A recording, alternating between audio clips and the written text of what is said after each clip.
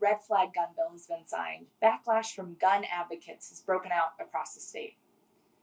As a reminder, the Extreme Risk Protection Order, aka the red flag gun bill, this would allow for judges to permit authorities to seize someone's guns if family, household members, or police were concerned that that person was a threat to themselves or to others.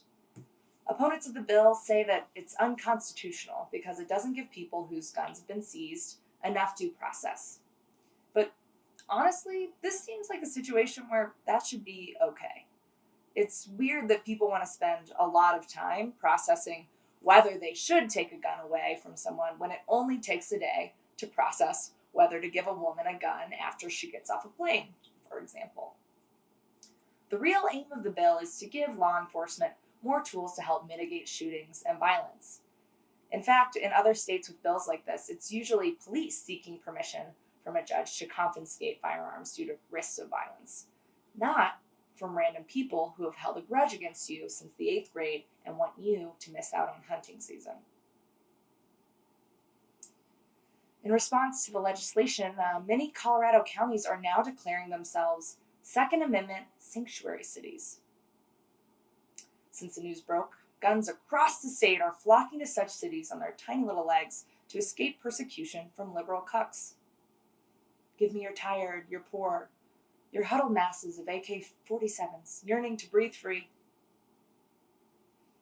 These Second Amendment sanctuary cities are also striving to protect things like the right to call women toots in the workplace. Seriously though, when the red flag gun bill takes effect in 2020, there are counties who say they won't uphold the law. In fact, over half the counties in the state have come out in opposition to the Extreme Risk Protection Order. One sheriff from Weld County, Sheriff Steve Reams, is gaining notoriety by stating that he's willing to go to jail over protecting the Second Amendment. In the worst case scenario, that's what could happen, and I believe that I'm willing to stand to that bitter end. That bitter end? Oh my God, someone call the 8th grade drama department. We have your new lead. So what happens if a sheriff ignores a court order to seize a person's weapons and then somebody gets hurt? So I have considered that. That's a very valid question. I'll tell you, I've gone through hundreds of scenarios in my mind.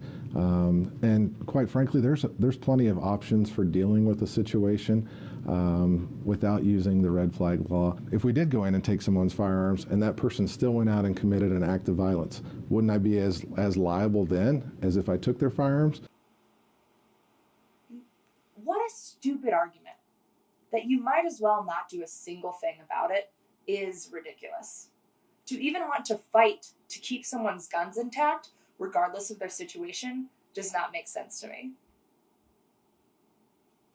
Oh, 911 emergency. Oh, sorry to hear that, Jared. Oh, okay. Do you have a gun? In your hand.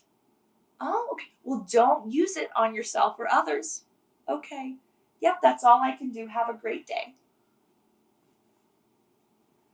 Some people in this country think it's your right to have guns as a red-blooded American.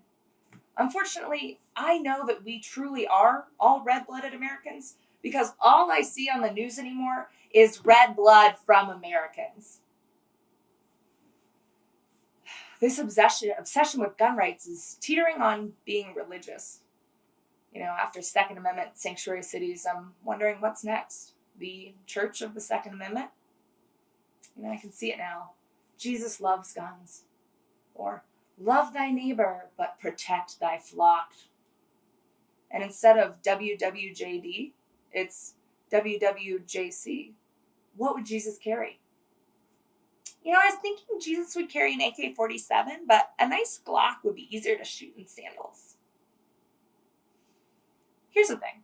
This bill won't affect law-abiding gun owners. If you don't have anything to worry about, i.e. you're not abusive, suicidal, or wanting to harm other people, you're fine. You can keep your guns. But opposition to the law would say that this is just the first step towards the government taking all guns from all citizens, even the good guys with the guns, because they've been so helpful. One thing people aren't accounting for is that taking everyone's guns would be a massive accomplishment. And the government is notoriously known for accomplishing nothing.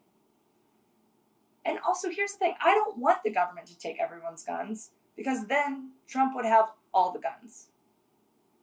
What this boils down to is that while some people are worried about this far-off fantasy of having their guns taken away, most people are worried about getting shot.